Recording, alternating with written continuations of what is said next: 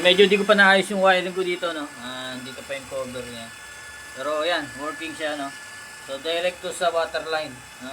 Pero mahina nga yung push ng tubig namin kapag ganitong oras. Ayan, kaya kailangan mo ng booster pump.